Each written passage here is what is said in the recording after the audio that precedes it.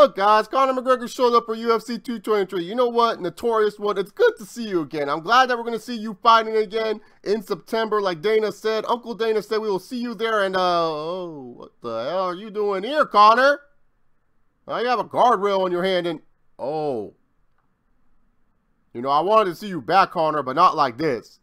Hey, man, no more Burger King for you, okay? You got to lay off those spicy chicken sandwiches. You ain't promoting that chocolate Whopper, okay? Come on, Conor, you know better. Oh, my goodness.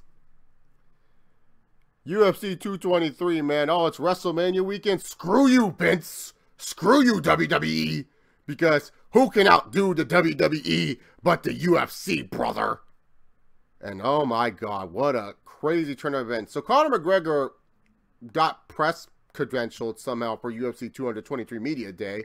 And that doesn't show how much of a joke UFC's press credentials is. I don't know what it is. But yeah, you got press credentials for UFC 223 Media Day. Conor McGregor managed to go on and get past a lot of security some way, somehow, to get to the dock zone, which I am surprised that they let media close to the dock area for this. And then Conor McGregor goes on and he acts insane, attacks a bus, or if you're asking the Nogueira brothers, a horse, attacks a bus, throws a dolly at a window, injures a fellow fighter, causes a champion to be scared, and oh my goodness, man.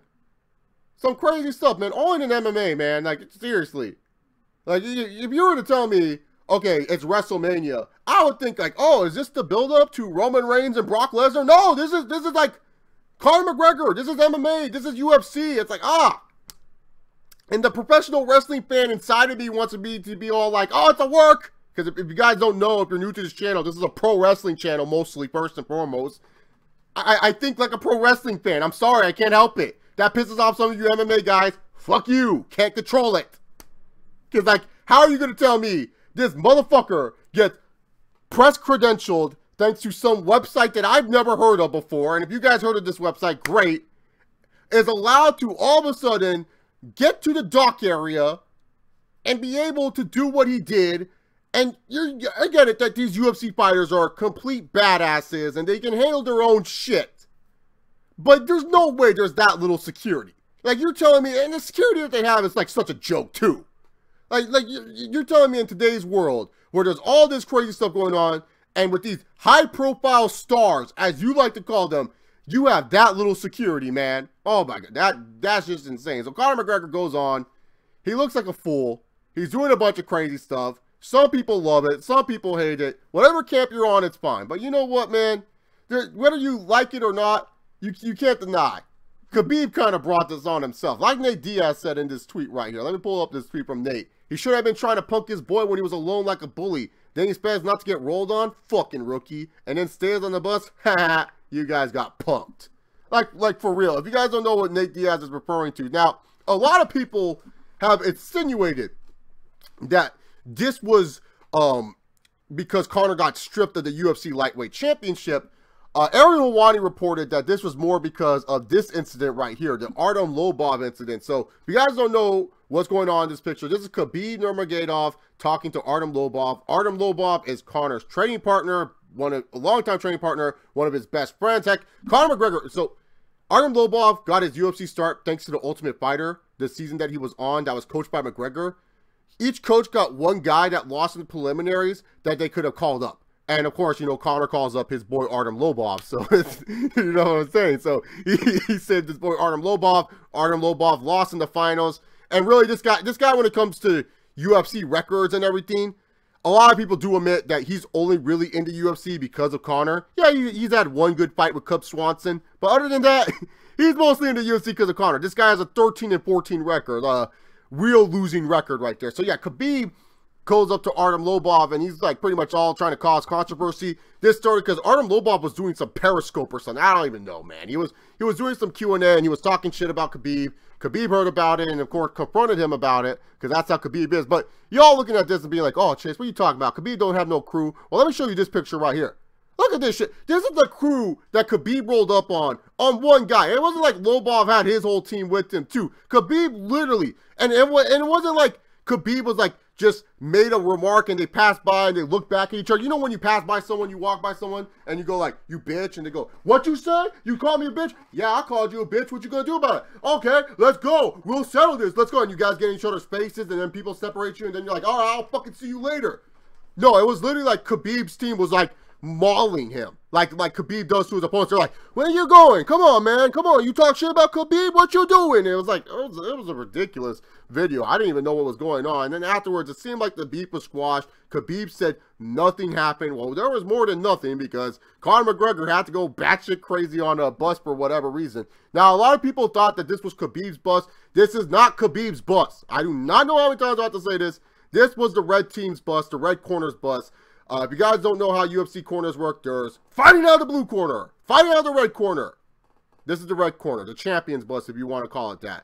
So, Conor attacked a UFC bus. Khabib's manager and, I think trainer, I can't remember, corner man or something like that was with him on this bus, from what I read by Ariel Helwani. Now, really, to be honest here, this whole situation is insane. Like, Dana White is saying that Conor has a warrant for his arrest and everything like that, but let me pull up this tweet right here because I gotta just talk about how Dana White sometimes is over dramatic. Yeah, there's no warrant at this time as of this recording for Conor McGregor's arrest, but there is going to be some questioning, and I'm pretty sure that this story is going to be huge. But seriously, this story literally took over UFC 223 as a whole. This is literally like what everyone's going to be talking about for UFC 223. Like, I see some foolish media members, they're literally posting tweets. Oh, you got to feel bad for the fighters. What the hell? You know the first thing you're going to do is ask Michael Chiesa about Conor McGregor. Oh, the first time you see Rose, you're not going to think about Rose's feelings. Y'all going to be all like, oh, Rose, how did you feel about Conor McGregor? What was your thoughts going on with the Conor McGregor incident? The media loves Conor McGregor. Heck, these guys wouldn't shut up about Conor during the press conference. They're like, hey, Dana, when's Conor going to come back so that way I can, you know, ask him a question that doesn't make sense? Hey, Dana, do you know how Conor and his kids are doing? His kid is doing? I really want to know how Conor's family doing. Hey, Dana, is Conor going to come back and fight soon? Dana, when's Conor fighting? Like, seriously, the media loves Conor. The media that are posting this shit saying, oh, this is terrible for the sport. Oh, they don't mean that shit. They love this. This is great for them. Oh, Ariel Helwani and his big nose, it got bigger and bigger. This guy's like, I love this shit because his big old nose is going to ask people all these Conor questions. He's going to do an impromptu MMA 80 hours and he's going to be like, Ariel Helwani here for the MMA 80 hour and I'm going to talk to you guys about the Conor McGregor situation. Oh, he loves this. That's the thing. That's why I find it so funny that the media, they're saying, oh, respect the fighter. Like, the fuck you mean respect the fighters? Y'all don't even respect the fighters that let you interview them and do all this other stuff. And then Dana White, I'm disgusted by this. I think it's such a terrible act. Yet, you let all this footage go out. You are close with TMZ. Dana White is a hypocrite. Dana White got mad at Ariel Helwani for breaking a Brock Lesnar story. But yet this guy is okay. Uncle Dana's okay with, yeah, put up videos. You can put those videos up of disparaging my biggest star. I mean, we just work close together, TMZ Sports. It's not like you have fighters on every week on this thing. Yeah, just do it. Yeah, ESPN, you can run by a story. It's not like Dana White's mad that they're making his biggest star into a piece of crap. And it's not like Dana White is mad about that. Yeah, Dana White says he's disgusted, yet he's okay with this footage spreading. He's okay with it because Dana White has the power to say, you cannot play this footage. Literally, Dana White has that power. Dana White has had that power. Like, think about the Nate Diaz and Khabib fight that came out a long time ago. You know, he made sure that fight didn't spread. He makes sure a lot of footage doesn't spread, you know, with a lot of these guys. He has that power. You think that he's sitting there and he's not like saying, oh, I like this? Get the fuck on out of here, man. Once again, maybe that's a professional wrestling fan coming out inside me, but it doesn't matter. The thing is, what Conor McGregor did was insane. And it has people talking. And when it comes down to it, the UFC, that's what they need. I mean, right now, UFC, this event right here, it was trending upward. Like, it's funny, you know, Tony Ferguson, El Kukui. You would think, okay, Khabib and El Kukui, right now, it was going to be one of UFC's best-selling pay-per-views this year next to Stipe and DC. Okay? El Kukui gets injured, and then there's the hype of Max Holloway taking the fight.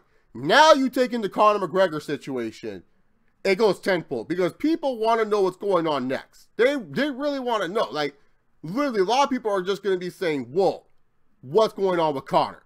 And it sucks too, because Conor really made it all about himself at the end of the day. Because it's not going to be about Khabib winning the title or anything like that, or Max Holloway. It's going to be about Conor. Like, people are going to focus this around Conor. The media members that you say, hey, be respectful to these fighters, they're going to ask Rose Namajunas the first thing that they see her is like, what did you think about what Conor did?